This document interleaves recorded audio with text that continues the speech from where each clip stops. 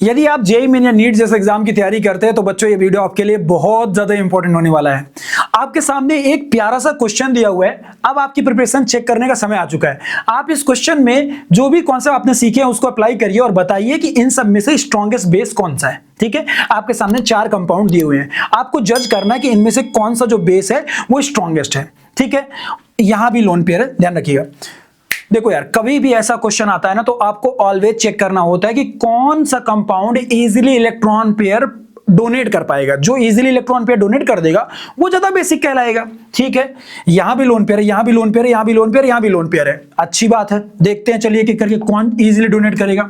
यहां का जो लोन पेयर है वो तो कॉन्जुगेशन में होगा इस पर्टिकुलर बेंजीन रिंग के साथ, तो पॉसिबिलिटीज हैं कि ये लोन पेयर इजीली डोनेट ना हो। मतलब एक तरह से देखा है तो इजीली डोनेट नहीं होने वाला। ठीक है, मतलब बेसिक प्रॉपर्टीज थोड़ी कम है।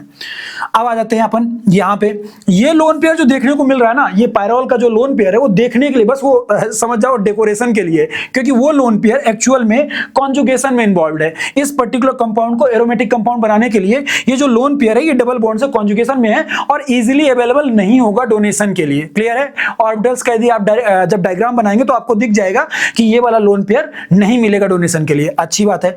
अब बचते हैं ये 2 कंपाउंड, इन दोनों में कोई कॉन्जुगेशन का सीन नहीं है, तो मतलब लोन पेयर प्रॉपर तरीके से मिल रहे हैं, दिख सकते हैं कि लोन पेयर दे सकते हैं। तो ये वाला भी लोन पेयर डोनेट हो सकता है और ये वाला भी लोन पेयर डोनेट हो सकता है। अब क्वेश्चन है कि इन दोनों में कौन ज्यादा अच्छा डोनेट करेगा।